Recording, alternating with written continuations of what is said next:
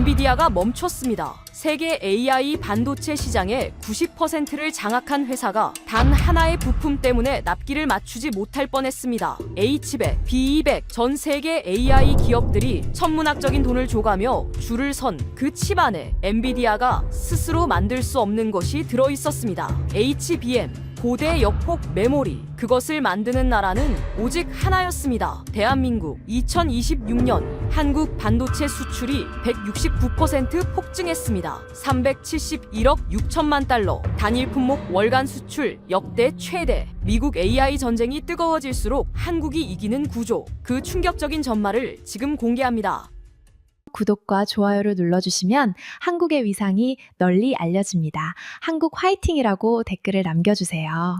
제 이름은 더그 맥칼리스터입니다. 실리콘밸리에서 20년째 반도체와 AI 인프라 투자를 분석하고 있는 애널리스트입니다. 월스트리트 저널과 블룸버그에 기고하고 세계 주요 반도체 기업들의 공급망 구조를 수십 년간 추적해왔습니다. 엔비디아가 처음 GPU를 AI의 연산에 적여던 시절부터 인텔이 AI 칩 경쟁에서 뒤처지는 것을 지켜보던 시절, 그리고 빅테크들이 자체 AI 칩을 개발하는 지금까지 이 시장에서 무엇이 진짜 병목인지를 저는 20년간 숫자로 읽어왔습니다. 그리고 2026년 그 숫자들이 한 가지를 명확하게 가리켰습니다. AI 시대의 핵심은 GPU가 아닙니다. GPU 안에 들어가는 메모리입니다. 그리고 그 메모리의 90% 이상이 한국에서 옵니다. 저는 오랫동안 미국 반도체 자급 가능성을 믿었습니다. 2022년 칩스법이 통과됐을 때 저는 낙관론자였습니다. 미국이 500조 원이 넘는 돈을 쏟아부어 자국 반도체 산업을 키운다. 인텔이 새 공장을 짓고 마이크론이 증설하고 TSMC가 애리조나에 자리를 잡는다. 한국과 대만에 대한 공급망 의존을 줄일 수 있을 것이라고 생각했습니다. 저 같은 생각을 가진 애널리스트들이 많았습니다. 그 믿음이 흔들리기 시작한 건 2025년 하반기부터였습니다. 엔비디아의 AI 칩 수요가 예상을 훨씬 초과하면서 젠슨 황이 직접 이렇게 말했습니다. 지금 당장 필요한 건 HBB이고 HBM은 한국에서만 충분히 공급된다. 미국이 아무리 돈을 써도 채울 수 없는 구멍 하나가 드러났습니다. HBM, 고대 역폭 메모리. AI가 연산을 처리하려면 CPU나 GPU가 데이터를 불러오는 속도가 빨라야 합니다. 일반 D램으로는 그 속도를 맞출 수 없습니다. HBM은 메모리 칩을 수직으로 쌓아 전송 속도를 수십 배 높인 기술입니다. 쉽게 말하면 AI가 생각하는 속도를 결정하는 부품입니다. 엔비디아 H백 하나에 HBM이 6개 들어갑니다. B200에는 8개, 데이터 센터 하나에 수만 개의 GPU가 들어가고 GPU 하나에 HBM이 8개씩 필요합니다. 그 숫자를 곱하면 얼마나 많은 HBM이 필요한지 감이 옵니다. 이 HBM이 없으면 AI 칩은 껍데기입니다. 그리고 이 HBM을 만드는 회사는 전 세계에 단 3곳뿐입니다. 삼성전자, SK하이닉스, 그리고 미국의 마이크론. 그런데 이 세 회사의 HBM 생산 능력은 같지 않습니다. 전혀. 제가 처음 한국 측 데이터를 들고 들어온 사람이 있었습니다. 제이슨 박재수, SK하이닉스 미국 기술 이사였습니다. HBM 개발팀 출신으로 미국 퍼듀대에서 박사 학위를 받은 뒤 실리콘밸리에서 일하고 있었습니다. 거제도 조선소 용접공의 아들이 미국 실리콘밸리에서 HBM 기술을 팔고 있는 사람이었습니다. 그가 이 25년 가을 저에게 연락을 해왔을 때 저는 솔직히 말하면 한국 회사에서 왜 나를 찾나 싶었습니다. 그가 보내온 자료 첫 페이지에 이런 문장이 있었습니다. 2026년 HBM 글로벌 시장에서 삼성과 SK하이닉스의 합산 점유율은 92%를 초과할 것입니다. 저는 그 숫자를 보고 잠시 멈췄습니다. 92%. 미국이 칩스법에 500조 원을 쏟아부은 결과가 이것이었습니다. 그리고 같은 시기 저는 워싱턴에서 다른 사람을 만나고 있었습니다. 브래드 켈리, 텍사스 공화당 상원의원의 수석 보좌관이자 미국 반도체 공급망 자립 정책의 강경 주창자였습니다. 그는 만날 때마다 카우보이 부츠를 신고 있었습니다. 그리고 입버릇처럼 이 말을 했습니다. 우리가 직접 만들지 않으면 우리는 취약점을 만드는 겁니다. 두 사람의 이야기, 두 개의 데이터, 그 충돌이 이 이야기의 시작이었습니다. 그리고 그해 겨울 브래드 켈리가 의회 청문회에서 이렇게 말했습니다. 한국 반도체 없이도 미국 AI는 굴러간다. 마이크론이 있고 인텔이 있다. 저는 그 발언을 듣고 노트를 꺼냈습니다. 제이슨 박이 보내온 자료와 브래드 켈리의 청문회 발언. 이 두 개가 충돌하는 이야기, 그 안에서 진실이 뭔지를 저는 직접 확인해야 했습니다. AI가 왜 이렇게 메모리를 많이 먹는지를 이해하려면 먼저 AI가 어떻게 생각하는지를 알아야 합니다. 챗 GPT에 질문 하나를 던지면 무슨 일이 벌어질까요? 수십억 개의 매개 변수로 이루어진 신경망이 순식간에 활성화됩니다. 그 매개 변수들 각각이 데이터를 불러오고 계산하고 다시 저장합니다. 이 과정을 초당 수천 번, 수만 번 반복합니다. 이때 병목이 생기는 지점이 있습니다. 계산을 담당하는 GPU가 아무리 빨라도 데이터를 가져오는 메모리가 느리면 GPU가 놀게 됩니다. 마치 요리사가 아무리 빠른 손을 가져도 재료를 가져다주는 사람이 느리면 음식이 늦게 나오는 것처럼 AI의 두뇌인 GPU에게 재료를 대주는 것이 바로 메모리입니다. 일반 DRAM으로는 이 속도를 맞출 수 없습니다. 그래서 나온 것이 HBM, 고대 역폭 메모리입니다. 일반 DRAM이 1차선 도로라면 HBM은 수십 차선 고속도로입니다. 메모리 칩을 수직으로 여러 층 쌓아서 데이터가 동시에 수십 배 더 빠르게 이동할 수 있게 만든 기술입니다. 엔비디아 H100 1개에 HBM이 6개 들어갑니다. 용량으로는 80GB, B200에는 8개 192GB가 들어갑니다. 숫자만 보면 감이 안 오실 수 있습니다. 그럼 이렇게 생각해 보십시오. 마이크로소프트가 미국 전역에 짓고 있는 데이터 센터 하나에 GPU가 수만 개 들어갑니다. GPU 하나에 HBM이 8개, 데이터 센터 하나에 필요한 HBM만 수십만 개입니다. 마이크로소프트, 구글, 아마존, 메타, 2026년 이 네 회사가 AI 인프라에 쏟아붓는 돈이 얼마인지 아십니까? 합산 약 3천억 달러. 우리 돈으로 약 430조 원입니다. 마이크로소프트 단독으로만 연간 800억 달러 이상을 AI 클라우드 인프라에 투자하겠다고 발표했습니다. 그리고 이 돈의 상당 부분이 GPU 구매에 쓰이고 GPU 안에는 HBM이 들어갑니다. 다시 말하면 미국 빅테크가 AI에 쏟아붓는 수백조 원의 뒤에 한국 반도체 공장이 있습니다. 실리콘밸리의 AI 전쟁이 뜨거워질수록 이천, 청주, 용인의 공장이 더 바쁘게 돌아갑니다. 이것이 2026년 5월 한국 반도체 수출이 169% 증가한 이유입니다. 미국이 AI 패권을 다툴수록 한국이 이기는 구조가 완성됩니다. 저는 제이슨 박이 보내온 자료를 읽으면서 처음으로 이 구조가 얼마나 한국에 유리한지를 실감했습니다. HBM 기술 자체가 한국 기업이 먼저 개발했습니다. SK 하이닉스가 2013년 세계 최초로 HBM을 만들었습니다. 당시 엔비디아와 AMD의 요청을 받아 처음으로 개발한 기술이었습니다. 그로부터 10년간 삼성과 SK 하이닉스는 이 기술을 세대를 거듭하며 쌓아왔습니다.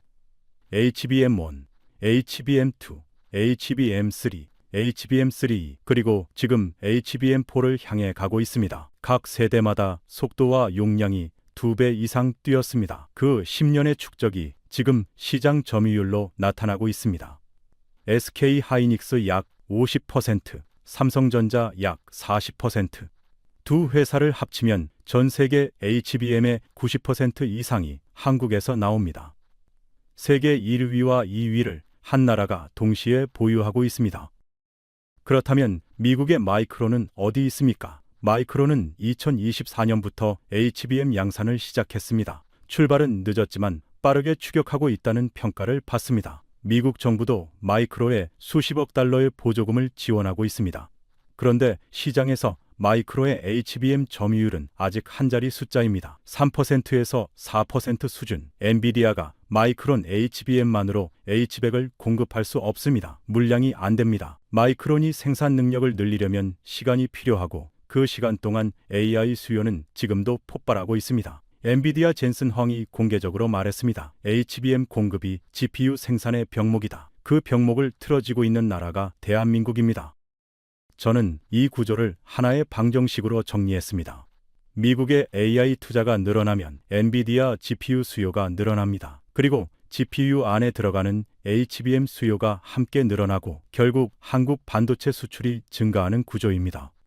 이것은 단순한 상관관계가 아닙니다. 인과관계입니다. 미국이 AI 패권을 잡으려 할수록 한국 메모리에 의존할 수밖에 없는 구조적 연결입니다. 그리고 이거 2026년 5월 반도체 수출 371억 6천만 달러라는 숫자는 이 방정식이 현실에서 작동하고 있다는 증거입니다. 이 방정식이 깨지려면 미국이 AI 투자를 멈추거나 아니면 한국을 대체할 HBM 공급처가 나타나야 합니다. 브래드 켈리는 그 두 가지 중 하나를 주장하려 할 것이었습니다. 브래드 켈리는 이 방정식을 알고 있었을까요? 저는 그가 알면서도 인정하기 싫어하는 사람인지 아니면 진짜 모르는 사람인지 처음에는 알 수 없었습니다. 텍사스 상원의원 사무실에서 카우보이 부츠를 신은 채 "We build it home"을 외치는 사람. 그와 직접 마주 앉아야 했습니다. 그리고 제이슨 박의 데이터를 테이블 위에 올려놓아야 했습니다. HBM 시장 점유율, 미국 마이크론 4%, 한국 92%. 이 숫자 앞에서 브래드 켈리가 뭐라고 할지 저는 이미 어느 정도 예상하고 있었습니다. 브래드 켈리를 처음 본 건 워싱턴 싱크탱크 세미나였습니다. 미국 반도체 공급망 자립을 주제로 한 자리였습니다. 그가 연단에 섰을 때 첫눈에 들어온 것이 두 가지였습니다. 감색 정장 아래로 삐져나온 카우보이 부츠, 그리고 발언을 시작하자마자 나온 그 문장. "우리 땅에서 직접 만들지 않으면 그것은 곧 약점이 된다." 홀이 조용해졌습니다. 텍사스에서 올라온 사람 특유의 방식이었습니다. 핵심을 한 방에 때리는. 그는 칩스법을 주도한 핵심 설계자 중 하나였습니다. 2022년 칩스법이 통과될 때 그가 속한 사무실이 공화당 측 협상 창구 역할을 했습니다. 반도체를 국가안보 문제로 프레이밍한 것이 그쪽 논리였습니다. 칩이 없으면 F-35가 못 날고 항공모함이 못 움직이고 미사일이 목표를 잃는다. 코로나 팬데믹 때 반도체 부족으로 자동차 공장이 멈췄던 것도 기억하고 있었습니다. 그 논리는 틀리지 않았습니다. 그리고 그 논리의 연장선에서 한국과 대만 의존을 줄여야 한다는 주장이 나왔습니다. 세미나가 끝난 뒤 저는 그에게 다가갔습니다. 쉽게 대화가 이어질 거라고는 생각하지 않았지만 그가 먼저 악수를 청했습니다. 악수하는 손이 단단했습니다. 맥칼리스터, 당신 칼럼 읽었어요. HBM 공급망 분석. 그가 말했습니다. 저는 고개를 끄덕였습니다. 그가 카우보이 부츠 뒷굽을 바닥에 한번 찍으며 말했습니다. 우리가 왜 마이크론을 밀어야 하는지 알아요. 한국 공장이 하루아침에 멈추면 어떻게 되는지 생각해 본 적이 있어요. 북한이 바로 위에 있잖아요. 대만 해협이 막히면 어떻게 됩니까? 미국 AI 인프라 전체가 멈추는 거예요. 저는 그 말을 흘려 들을 수 없었습니다. 지정학 리스크. 그것은 실제로 업계에서 자주 나오는 우려였습니다. 대만 침공 시나리오, 한반도 긴장 고조. 어떤 이유로든 한국 공장이 멈추면 전 세계 HBM 공급의 90%가 순식간에 사라집니다. 그리고 미국 AI 산업 전체가 그 90%에 의존하고 있습니다. 한국은 우리 동맹이에요. 제가 말했습니다. 그가 피식 웃었습니다. 동맹도 멈출 수 있어요. 파나마 운하도 동맹 관계였는데 우리가 지금 어떻게 됐는지 봐요. 공급망에서 동맹을 믿는 건 낭만이에요. 안보는 현실이고. 그 말은 날카로웠습니다.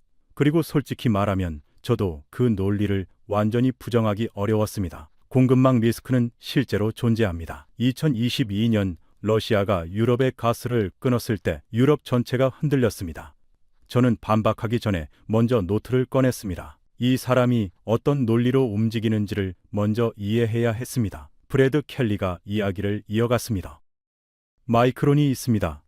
미국 회사예요. 아이다호에 공장이 있고 일본에도 있고 인도에도 짓고 있어요. 칩스법 보조금에 TSMC와 삼성에 주는 것처럼 마이크론에도 지원이 들어가고 있어요. 정부가 단단히 밀고 있어요. 2027년까지 마이크론이 HBM 시장에서 20% 이상을 차지할 수 있습니다. 저는 그 숫자를 받아 적었습니다. 20%. 가능한 숫자인지 아닌지를 제이슨 방에게 나중에 물어봐야 했습니다. 브래드가 계속했습니다. 엔비디아도 알고 있어요. 한국 의존이 위험하다는 걸. 젠슨 황이 마이크론하고 HBM 장기 공급 계약을 확대하는 이유가 뭔지 알아요? 리스크 해지예요. 계란을 한 바구니에 담지 말라는 거죠. 한국에서 뭔 일이 나면 마이크론이 대겁이 되는 겁니다. 그가 카우보이 부츠 뒷굽을 다시 한번 바닥에 찍었습니다. 자신감의 표시였습니다. 저는 그날 밤 호텔로 돌아와 노트를 다시 펼쳤습니다. 브래드 켈리의 논리는 크게 세 가지였습니다. 첫째, 지정학 리스크. 한국과 대만은 위험한 이웃이 있다. 언제 공급이 끊길지 모른다. 둘째, 마이크론이 자급 가능하다. 칩스법 지원을 받으면 2027년 이후 점유율을 높일 수 있다. 셋째, 에너지를 중동 의존에서 미국산으로 대체했듯이 반도체도 미국산으로 가야 한다.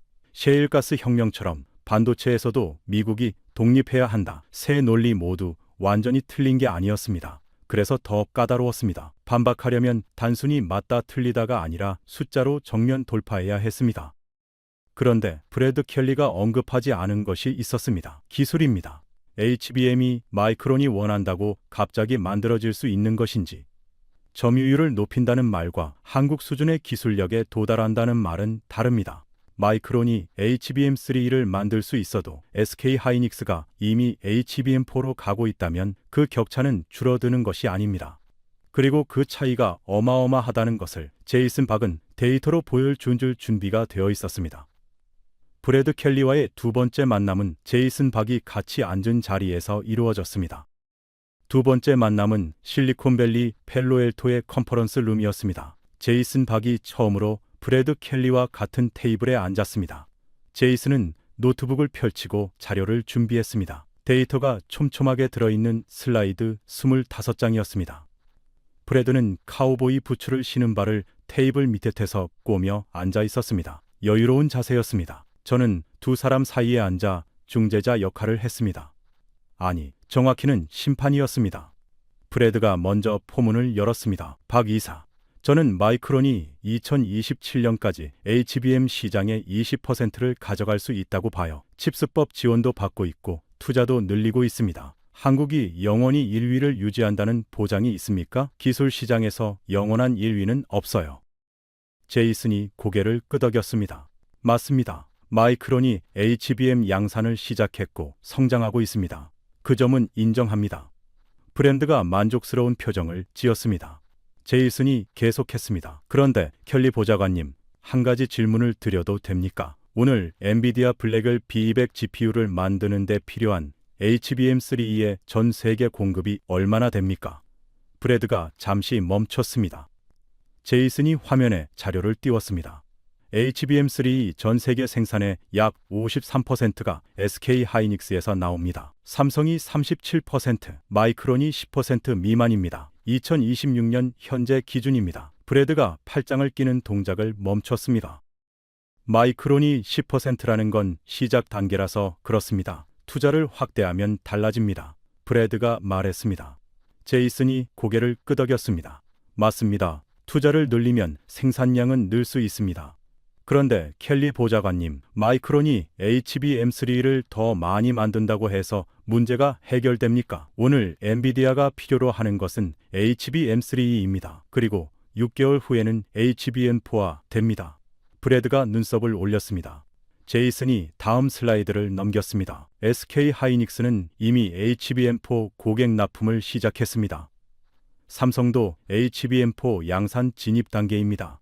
마이크론이 HBM3 생산을 늘리는 동안 한국은 HBM4에서 앞서가고 있습니다. 마이크론이 따라잡는 속도보다 한국이 앞서가는 속도가 더 빠릅니다. 저는 그 논리를 받아 적으면서 이것이 핵심이라는 것을 느꼈습니다. 결승선이 움직이고 있었습니다. 마이크론이 HBM3 생산량을 늘리는 동안 한국은 이미 HBM4라는 다음 레이스를 시작하고 있었습니다. 이것은 단순히 현재 점유율의 문제가 아니었습니다. 기술 세대의 문제였습니다. 마이크론이 A 지점에 도달할 때 한국은 이미 B 지점에 있고 마이크론이 B여면 한국은 C에 있는 구조였습니다. 격차가 유지되는 것이 아니라 구조적으로 좁혀지기 어려운 구조였습니다. 브래드가 반격을 준비했습니다. 그래도 마이크론이 생산량을 늘리면 한국 의존도는 줄어들잖아요. 지금 당장 완전히 대체하지 않아도 리스크를 분산시키는 효과는 있어요. 맞습니다. 리스크 분산은 중요합니다. 제이슨이 말했습니다. 그런데 한 가지가 더 있습니다. 수율입니다. 브래드가 잠시 멈췄습니다. 수율, 반도체 공장에서 만드는 칩 중에 불량 없이 나오는 비율입니다. HBM은 수직으로 여러 장의 메모리를 쌓습니다. 8칩 2층을 마이크론 단위로 정렬해서 연계합니다. 미세한 오차도 허용되지 않습니다. 하나라도 어긋나면 전체가 불량입니다. SK 하이닉스와 삼성은 10년 이상 이 공정을 해왔습니다. 수천 번의 실패를 거치면서 수율을 극한까지 끌어올렸습니다. 마이크론은 양산 시작 2년이 조금 넘었습니다. 지금 수율 수준이 한국과 동일하다고 보십니까? 브래드가 대답하지 않았습니다. 처음이었습니다. 제이슨이 마지막 데이터를 꺼냈습니다. 켈리 보좌관님, 엔비디아가 마이크론 HBM을 검증하는데 시간이 걸린다는 보고가 있습니다. 새로운 HBM 세대가 나올 때마다 엔비디아는 수천 번의 테스트를 거쳐 공급자를 검증합니다. SK 하이닉스가 HBM3에서 H100에 처음 탑재됐을 때도 1년 이상의 검증 과정이 있었습니다. 마이크론이 HBM4를 만들 수 있게 됐을 때 그 검증에 또 얼마나 걸릴까요? 그 시간 동안 AI 시장은 기다려주지 않습니다. 제이슨이 노트북을 닫았습니다. 할 말을 다 했다는 신호였습니다. 브래드가 창밖을 잠시 바라봤습니다. 펠로엘토의 오후 햇살이 들어오고 있었습니다. 그가 처음으로 카우보이 부츠 발을 테이블 밑에서 풀었습니다. 기술 논쟁은 인정하겠습니다. 브래드가 말했습니다. 처음으로 목소리에서 확신이 줄어든 느낌이었습니다. 하지만 중국이 있어요. 중국이 HBM을 만들기 시작하면 한국도 결국 경쟁에 직면합니다. CXMT가 D램 분야에서 빠르게 추격하고 있어요. HBM도 시간 문제일 수 있습니다. 그때가 되면 이야기가 달라집니다. 저는 노트를 들었습니다. 두 번째 라운드로 넘어가는 신호였습니다. 중국이라는 카드, 그것이 브래드가 꺼낸 마지막 희망이었습니다. 그리고 제이슨 박에게는 그 카드에 대한 답이 준비되어 있었습니다. 중국 카드는 브래드 켈리가 꺼낼 수 있는 가장 강한 패였습니다. 그리고 솔직히 말하면 저도 이 카드가 나왔을 때 처음으로 제이슨 박이 답하기 어려울 수도 있겠다는 생각이 들었습니다. 실제로 중국은 반도체 굴기를 포기하지 않았습니다. 화웨이가 7나노 자체 칩을 만들었고 CXMT가 D램 시장에서 빠르게 생산량을 늘리고 있습니다. 중국 정부는 반도체 산업에 연간 수십조 원을 쏟아붓고 있고 미국의 수출 규제에도 불구하고 기술력을 올리고 있습니다. 중국 내 반도체 기업들이 우후죽순 생겨나고 있고 인력도 빠르게 확충되고 있습니다. 그 흐름이 HBM으로까지 이어진다면 한국의 독주에 균열이 생길 수 있다는 논리였습니다. 브래드가 두 번째 논리를 꺼냈습니다. CXMT가 지금 D램에서 삼성을 추격하고 있어요. HBM도 시간 문제예요. 중국이 따라붙으면 한국의 지배력이 언제까지 유지된다고 봐요. 제이슨이 잠시 노트북 화면을 바라봤습니다. 그리고 말했습니다. 켈리 보좌관님, 맞습니다. 중국이 D램 시장에서 빠르게 성장하고 있습니다. CXMT의 기술 수준이 올라가고 있다는 것도 인정합니다. 미국의 수출 규제에도 불구하고 중국이 독자적으로 기술을 올리고 있다는 것 부정하지 않겠습니다. 브래드가 고개를 끄덕였습니다. 제이슨이 계속했습니다. 그런데 D램과 HBM은 다릅니다. 비유하자면 D램이 1층 건물을 짓는 기술이라면 HBM은 그 1층 건물을 수직으로 8채 쌓아서 내부를 연결하는 기술입니다. 전혀 다른 공정입니다. 브래드가 눈썹을 올렸습니다. 중국이 D램을 만들 수 있다는 것이 HBM을 만들 수 있다는 것을 의미하지 않습니다. 이 둘을 같은 선상에 놓는 것 자체가 오류입니다. 제이슨이 화면에 기술 로드맵을 띄웠습니다. 현재 중국이 양산 중인 D램은 DDR4 수준입니다. 한국은 DDR5를 넘어 LPDDR5X로 갔습니다. 그 격차가 2에서 3세대입니다. 그런데 HBM으로 오면 이야기가 더 벌어집니다. 제이슨이 화면을 바꿨습니다. HBM을 만들려면 TSV, 즉 실리콘 관통 전극 기술이 필요합니다. 머리카락 두께의 100분의 1 크기의 구멍을 칩에 수백만 개 뚫어서 거기에 전기가 통하는 기둥을 세우는 기술입니다. 그 기둥 위에 다음 칩을 올립니다. 이 공정을 8층, 12층까지 반복합니다. 이 공정 하나하나가 특허로 묶여 있고 그 특허의 대부분을 삼성과 SK 하이닉스가 보유하고 있습니다. 중국이 지금 이 TSV 기술을 자체적으로 구현할 수 있습니까? 브래드가 대답하지 않았습니다. 중국 CXMT가 HBM 개발을 시작했다는 보도가 있습니다. 브래드가 반격했습니다. 시작했다는 게 중요하지 않아요. 방향이 맞다는 거잖아요. 제이슨이 고개를 끄덕였습니다. 맞습니다. 시작했습니다. 방향도 맞습니다. 그런데 현재 중국이 만들 수 있는 최고 수준이 HBM2 수준으로 알려져 있습니다. 그가 데이터를 화면에 올렸습니다. SK 하이닉스가 HBM2를 만든 것이 2016년입니다. 10년 전입니다. 지금 엔비디아가 쓰는 HBM은 HBM3입니다. 다음 세대인 HBM4가 이미 공급되고 있습니다. 중국이 HBM2를 만드는 동안 한국은 HBM4를 팔고 있습니다. 이 세대 차이가 아닙니다. 시간으로 환산하면 최소 7년에서 10년의 격차입니다. 그리고 이 격차는 좁혀지고 있는 것이 아니라 구조적으로 유지되고 있습니다. 아니, 오히려 벌어지고 있습니다. 저는 그 숫자를 노트에 받아 적었습니다. 7년에서 10년.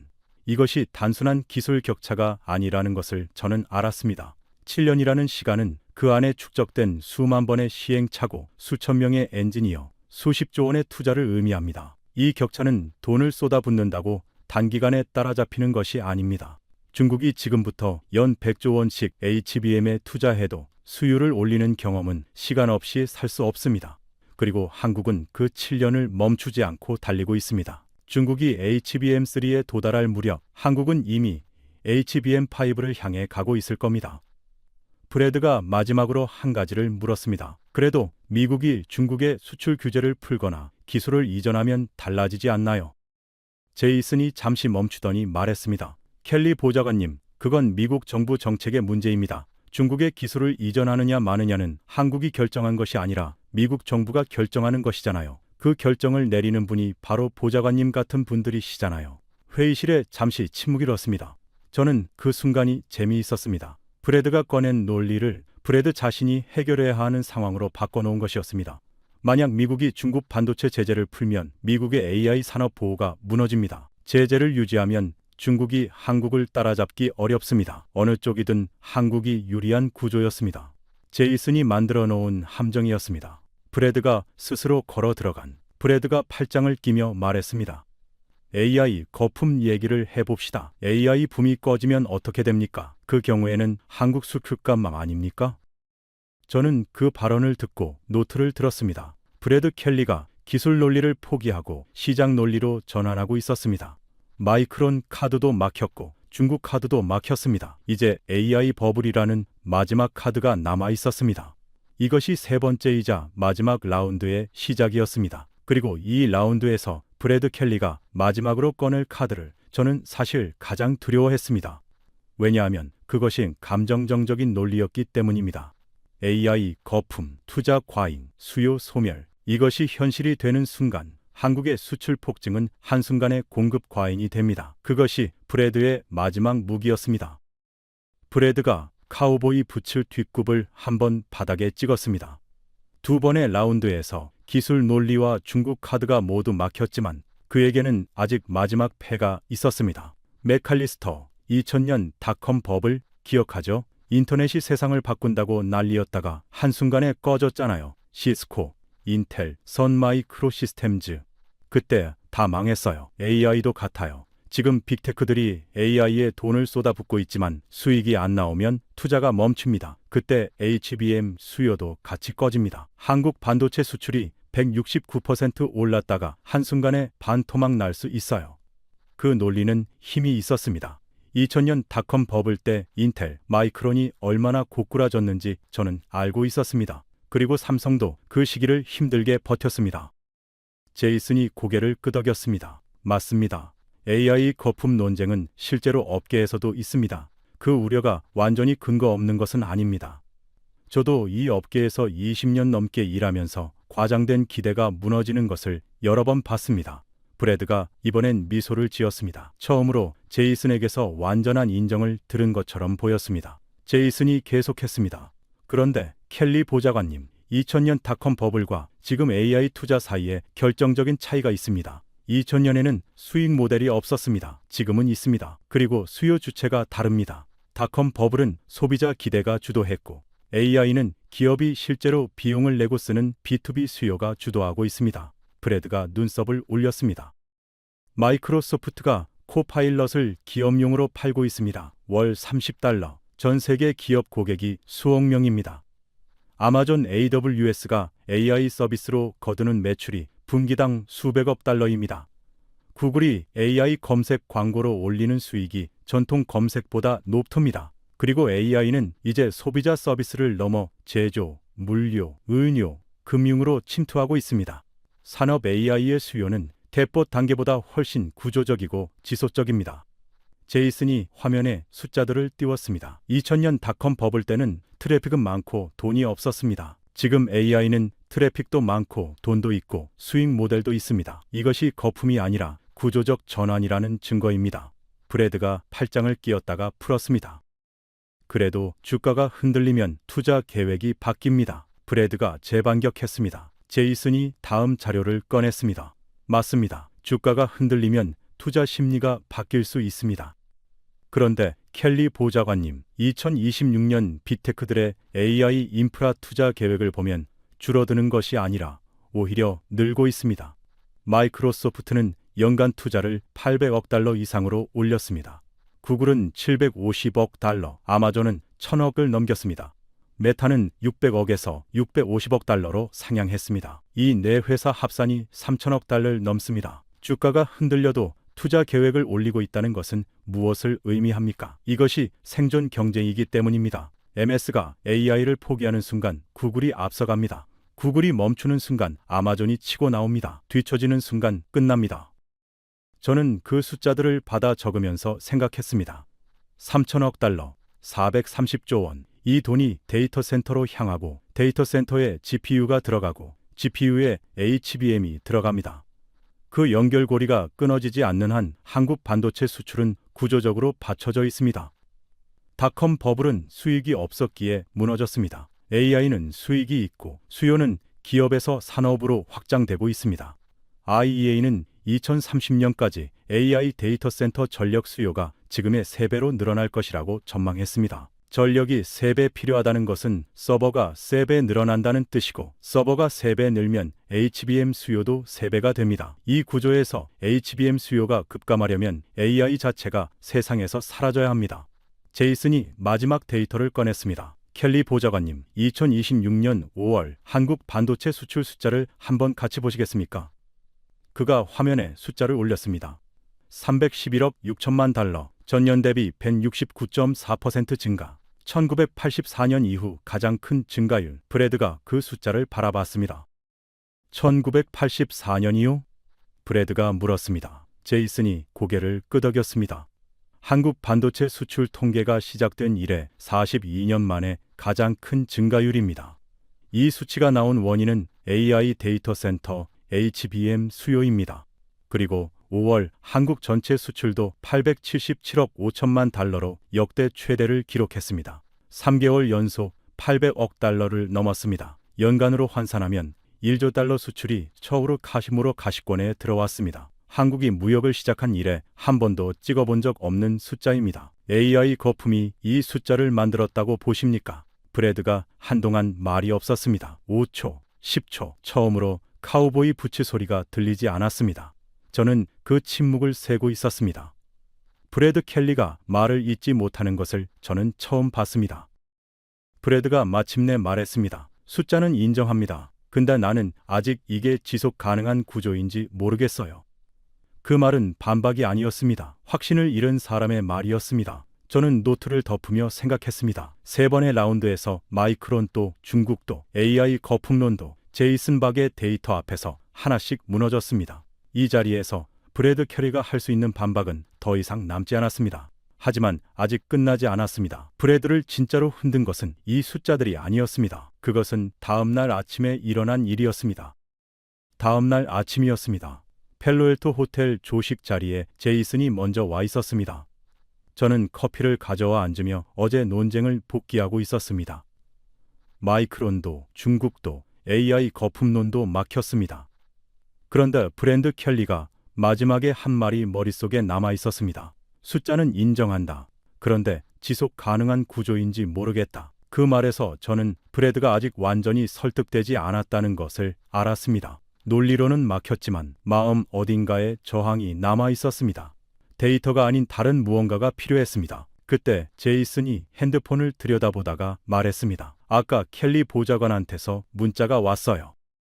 저는 고개를 들었습니다. 브래드가 먼저 문자를 보냈다는 것이 의외였습니다. 뭐라고요? 제이슨이 핸드폰을 건네줬습니다. SK 하이닉스가 미국에서 처음으로 HBM을 팔기 시작한 게 언제냐고 물어봤어요. 그리고 하나 더. 당신 아버지가 이 업계에서 일하셨다고 들었는데 처음에 어떤 일이 있었는지 궁금하다고. 저는 그 문자를 읽으며 잠시 멈췄습니다. 브래드 켈리가 스스로 물어봤습니다. 어젯밤 내내 생각했다는 신호였습니다. 아버지 이야기를 해도 되겠습니까? 제이슨이 말했습니다. 저는 노트를 꺼냈습니다. 저희 아버지는 삼성전자 반도체 공장 1세대 엔지니어셨습니다. 기흥 공장이 처음 세워질 때부터 일하셨어요. 1980년대 후반 삼성이 처음으로 D램을 미국 시장에 들고 갔을 때 아버지도 영업팀과 함께 미국에 오셨습니다. 그때 삼성의 기술력은 미국, 일본에 비해 분명히 뒤처져 있었습니다. 하지만 가격은 쌌습니다. 처음 간 곳이 캘리포니아였어요. IBM, HP 같은 회사들을 돌아다니며 샘플을 드렸습니다. 저는 그 장면을 머릿속에서 그렸습니다. 1980년대 말 정장 차림의 한국 엔지니어들이 캘리포니아 거리를 걸어다니는 모습. 손에는 샘플칩이 든 상자. 바이어가 샘플을 받아들더니 뒤집어서 뭘 봤는지 아세요? 제이슨이 말했습니다. 메이드 인 코리아 스티커를 봤어요. 그러더니 고개를 저었습니다. 한국 메모리. 우리는 일본 제품이나 미국 제품을 씁니다. 품질 보장이 됩니까? 그게 전부였어요. 문이 닫혔습니다. 다음 회사도 마찬가지였고 그 다음 회사도 마찬가지였습니다. 저는 잠시 말이 없었습니다. 아버지가 그 이야기를 어떻게 하셨냐고 여쭤봤더니 딱 한마디 하셨어요. 그래서 더 잘 만들면 됐다고. 저는 그 한마디를 받아 적었습니다. 그래서 더 잘 만들면 됐다. 반박도 없고 억울함도 없었습니다. 그냥 더 잘 만들면 됐다. 그 이후에 무슨 일이 있었습니까? 저는 물었습니다. 제이슨이 말했습니다. 삼성은 포기하지 않았습니다. 품질을 올렸습니다. 가격도 낮췄습니다. 그리고 미국 바이어들이 결국 삼성 메모리를 쓰기 시작했습니다. 그런데 처음엔 양이 적었어요. 시험 삼아 써보는 거야. 믿을 수 있을지 봐야지. 그 시절 한국 엔지니어들이 미국 출장 때 모텔에서 자면서 영업을 뛰었다고 아버지가 하셨어요. 호텔 비용을 아끼기 위해서. 그렇게 한 계약 한 계약을 따냈습니다. 1990년대가 되자 삼성은 전 세계 D램 시장 1위가 됐습니다. 메이드 인 코리아 스티커를 보고 고개를 저었던 사람들이 10년 뒤 삼성 메모리 없이 제품을 만들 수 없게 됐습니다. 저는 그 장면이 생생하게 그려졌습니다. 모텔방에서 다음날 바이어 미팅을 준비하던 사람들, 그리고 그 사람들의 자녀 세대가 지금 HBM을 팔고 있습니다. 지금 아버지가 알고 계십니까? 제가 물었습니다. 지금 엔비디아가 한국 HBM 없이는 AI 칩을 못 만든다는 것을, 젠슨 황이 직접 그 말을 했다는 것을. 제이슨이 잠시 웃었습니다. 말씀드렸습니다. 아버지가 한참 생각하시더니 이렇게 하셨어요. 그래, 그 당시에 메이드 인 코리아 스티커 보고 고개를 저었던 사람들, 지금은 어떤 생각을 할지 궁금하다. 그게 다였어요. 저는 그 말을 들으면서 눈가가 뜨거워지는 것을 느꼈습니다. 20년간 애널리스트로 일하면서 반도체 시장을 숫자로 읽어왔습니다. 시장 점유율, 수율, 투자 금액, 모든 것을 숫자로 봤습니다. 그런데 이 이야기는 숫자가 아니었습니다. 1980년대 모텔에서 자면서 영업을 뛰던 사람들이 40년 뒤 전 세계 AI 산업의 심장에 들어간 이야기였습니다. 저는 조식 자리를 나서면서 브래드 켈리에게 문자를 보냈습니다.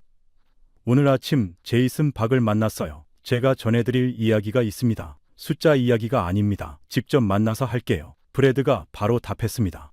언제든지요. 저는 그 답장을 보며 잠시 서 있었습니다. 어제까지만 해도 그가 먼저 연락할 사람이라고는 생각하지 않았습니다. 그런데 그가 먼저 문자를 보냈습니다. 아버지 이야기가 궁금하다고. 위 빌드 이렛 홈을 외치던 사람이 메이드 인 코리아를 보고 고개를 저었던 사람들의 다음 이야기를 듣고 싶어하고 있었습니다. 아직 끝나지 않았습니다. 브래드 켈리와의 세 번째 만남은 이틀 뒤 워싱턴 DC에서 이루어졌습니다. 그가 지정한 장소는 의회 근처 커피숍이었습니다. 정장은 입고 있었지만 이번엔 카우보이 부츠가 아니라 일반 구두였습니다. 저는 그것을 먼저 봤습니다. 자리에 앉으며 그가 말했습니다. 제이슨 박 이야기 해줘요. 아버지 이야기. 저는 노트를 꺼내지 않았습니다. 그냥 말로 전했습니다. 1980년대 말 캘리포니아 메이드 인 코리아 스티커. 고개를 저은 바이어. 그래서 더 잘 만들면 됐다. 모텔에서 자며 뛴 영업. 그리고 40년 뒤 엔비디아가 줄을 서는 HBM. 브래드가 커피를 두 손으로 감싸쥐고 듣고 있었습니다. 아무 말도 하지 않았습니다. 저는 이야기를 마치고 기다렸습니다. 브래드가 처음으로 구두발로 바닥을 한번 두드렸습니다. 카우보이 부츠 뒷굽 소리와는 다른 조용한 소리였습니다. 메이드 인 코리아 스티커 보고 고개를 저었던 사람들이. 그가 중얼거렸습니다. 저는 기다렸습니다. 지금은 그 회사 없으면 AI를 못 만들어요. 저는 고개를 끄덕였습니다. SK 하이닉스, HBM 없이 엔비디아 B200이 없습니다. B200 없이 MS 코파일럿이 없습니다. 코파일럿 없이 지금 우리가 이야기하는 AI 산업이 없습니다. 그리고 젠슨 황이 공개석상에서 직접 말했습니다. HBM 공급이 우리 GPU 생산의 병목이라고. 브래드가 창밖을 한참 바라봤습니다. 워싱턴 DC의 아침 출근 인파가 지나가고 있었습니다. 그가 입을 열었습니다. 나는 위 빌드 앳 홈이 맞는 방향이라고 믿었어요. 지금도 방향 자체를 부정하지는 않아요. 자국 생산 능력을 키우는 것은 중요합니다. 그 신념은 지금도 같아요. 저는 고개를 끄덕였습니다. 하지만 그가 잠시 멈췄습니다. 그 방향이 맞다고 해서 지금 당장 한국 업 된다는 뜻은 아니죠. 방향과 현실을 제가 섞어서 생각했던 것 같아요. 목표가 맞다고 해서 지금이 그 목표에 도달한 것은 아닌데 저는 그 말을 받아 적었습니다. 20년 경력의 애널리스트로서 저도 처음에 브래드와 비슷한 생각이었습니다. We build it at home이 목표일 수 있어도 지금 당장의 현실은 다르다는 것을 브래드가 스스로 인정한 것이었습니다. 그 순간 저의 핸드폰이 울렸습니다. 뉴스 알림이었습니다. 한국산업통상자원부 발표 2026년 5월 수출 877억 5천만 달러, 월간 기준 역대 최대, 전년 대비 53.2% 증가, 반도체 수출 370억 6천만 달러, 169.4% 증가, 3개월 연속 800억 달러 초과. 저는 핸드폰을 브래드에게 내밀었습니다. 그가 화면을 읽었습니다. 천천히, 그리고 다시 169.4%. 그가 그 숫자를 소리내어 읽었습니다. 1984년 이후 최대 증가율이라고 나오네요. 저는 고개를 끄덕였습니다. 42년 만입니다. 브래드가 핸드폰을 내려놓았습니다. 그리고 두 손을 테이블 위에 올려놓았습니다. 카우보이 부츠를 신었을 때처럼 뒷굽을 찢거나 팔짱을 끼거나 몸을 뒤로 기대지 않았습니다. 그냥 앉아 있었습니다. 저는 그 자세가 무엇을 의미하는지 알았습니다. 반박을 준비하는 사람은 몸을 앞으로 기울이거나 손을 움직입니다. 그냥 앉아 있다는 것은 더 이상 반박이 없다는 것입니다. 잠시 뒤 브래드가 말했습니다. 한국이 잘하고 있다는 건 이제 인정해요. 그리고 지금 당장은 대체할 수 없다는 것도. 그것이 전부였습니다. 그 두 문장이 브래드 켈리가 낼 수 있는 가장 솔직한 인정이었습니다. 저는 워싱턴을 떠나기 전에 제이슨에게 문자를 보냈습니다. 브래드 켈리가 인정했습니다. 한국이 잘하고 있고 지금 당장 대체할 수 없다고. 제이슨이 바로 답했습니다. 아버지한테 전할게요. 저는 그 짧은 답장을 보며 잠시 서 있었습니다. 워싱턴의 오후 햇살이 거리에 내려앉고 있었습니다. 1980년대 캘리포니아 모텔에서 자며 메이드 인 코리아 스티커에 편견을 버텼던 사람이 40년 뒤 미국 의회 보좌관에게서 인정을 받게 됐습니다. 숫자 169.4%의 뒤에는 그 40년이 있었습니다. 그리고 그 40년은 지금도 달리고 있습니다. 그런데 아직 끝나지 않았습니다. 다음 날 아침 브래드 켈리에게서 이메일이 하나 왔습니다. 짧은 메일이었습니다. 맥칼리스터, 제이슨 박한테 전해주세요. 다음에 SK 하이닉스 공장을 방문할 기회가 있으면 같이 가고 싶습니다. 이천이든 청주든. 저는 그 메일을 읽으며 웃었습니다. 카우보이 부츠를 신고 We build it at home을 외치던 사람이 한국 공장에 가고 싶다는 메일을 보냈습니다. 그것이 브래드 켈리의 방식으로 한 인정이었습니다. 워싱턴을 떠나 실리콘밸리로 돌아오는 비행기 안에서 저는 노트를 펼쳤습니다. 지난 몇 달간의 기록이 빽빽하게 들어 있었습니다. 브래드 켈리의 3가지 논리, 제이슨 박의 데이터, 그리고 조식 자리에서 들은 아버지 이야기. 저는 창밖의 구름을 바라봤습니다. 20년간 반도체 시장을 분석해왔는데 이 이야기가 가장 오래 기억에 남을 것 같았습니다. 숫자 때문이 아니었습니다. 그 숫자 뒤에 사람들 때문이었습니다. 메이드 인 코리아 비례를 보고 고개를 저었던 바이어들, 모텔에서 자며 그것을 버텼던 엔지니어들, 그리고 지금 HBM4를 만들고 있는 그 엔지니어들의 다음 세대. 세너제이 공항에 내려 차를 몰았습니다. 목적지는 산호세 외곽의 데이터 센터였습니다. 제이슨이 한번 직접 보라고 권했습니다. 건물 외벽은 특색이 없었습니다. 회색 콘크리트, 어떤 회사 소유인지 간판도 없었습니다. 그런데 크기가 엄청났습니다. 축구장 여러 개를 합친 규모였습니다. 건물 한쪽 벽면에 냉각 장치들이 줄지어 있었고 그 앞으로 차가운 바람이 쉬지 않고 뿜어져 나오고 있었습니다. AI가 생각하는 열기를 식히는 냉각 장치였습니다. 저는 그 앞에 잠시 서 있었습니다. 이 건물 안에서 챗GPT가 대화를 하고 구글이 검색 결과를 만들고 아마존이 추천 상품을 고르고 있습니다. 그리고 그 모든 것을 가능하게 하는 메모리 칩의 90% 이상이 한국에서 왔습니다. 이 회색 콘크리트 건물은 사실 한국 기술로 돌아가고 있었습니다. 저는 차에 올라 노트북을 열었습니다. 칼럼 마지막 문단을 써야 했습니다. 반도체를 분석하는 사람으로서 저는 항상 이렇게 썼습니다. 시장 점유율, 기술 세대, 생산 능력. 그런데 이번에는 그 숫자들 앞에 써야 할 것이 있었습니다. 저는 처음으로 이렇게 시작했습니다. 1980년대 어떤 나라의 엔지니어들이 캘리포니아 모텔에서 자면서 메이드 인 코리아 스티커가 붙은 메모리 샘플을 들고 바이어를 찾아다녔습니다. 2026년 그 나라의 메모리 없이 미국 AI 산업이 작동하지 않습니다. 저는 그 두 문장 사이에 무슨 말도 쓰지 않았습니다. 그 사이에 40년이 이미 충분한 이야기였습니다. 그 사이에 무엇이 있었을까요? 포기하지 않았습니다. 그래서 더 잘 만들면 됐다. 그 한마디가 40년의 시간을 지나 이 자리에 왔습니다. GPU가 전쟁을 벌이지만 그 전쟁의 탄환은 한국에서 옵니다. 석유도 없고 천연 자원도 없는 나라가 디지털 시대의 가장 핵심적인 자원을 만드는 나라가 됐습니다. 미국이 AI 패권을 다툴수록 한국이 그 심장부에 더 깊이 들어갑니다. 마이크로소프트가 투자를 늘릴수록 구글이 데이터 센터를 더 지을수록 이천과 청주의 공장이 더 바쁘게 돌아갑니다. 이것이 2026년 5월 반도체 수출 벤 69%, 877억 5천만 달러 역대 최대의 진짜 의미입니다. 브래드 켈리는 지금도 We Build It Home을 믿고 있을 겁니다. 그 방향이 틀렸다고 저는 생각하지 않습니다. 미국이 자국 반도체 능력을 키우는 것은 중요합니다. 그런데 그것이 목표라면 그 목표에 도달하기까지 한국과 함께 가야 합니다. 한국 없이는 그 목표로 가는 길 자체가 없습니다. 브래드도 결국 그것을 알게 됐습니다. 논리로는 버텼지만 모텔에서 자며 영업을 뛰었던 사람들의 이야기 앞에서 무너졌습니다. 이천 공장을 방문하고 싶다는 메일이 그 증거입니다. 여러분께 이 이야기를 전합니다. 대한민국은 원유가 없습니다. 천연가스도 없습니다. 석탄도 거의 없습니다. 그런데 디지털 시대의 석유를 만드는 나라가 됐습니다. HBM, 고대 여폭 메모리. 전 세계 AI의 두뇌 안에 한국이 들어가 있습니다. 미국의 AI 전쟁이 뜨거워질수록 한국이 이기는 구조. 그 구조를 만든 것은 기술이기도 하고 자본이기도 하지만 가장 근본에는 포기하지 않은 사람들이 있습니다. 1980년대 모텔에서 자며 메이드 인 코리아의 편견과 싸웠던 사람들입니다. 그리고 그 사람들의 다음 세대가 지금 SK 하이닉스와 삼성전자에서 HBM4를 만들고 있습니다.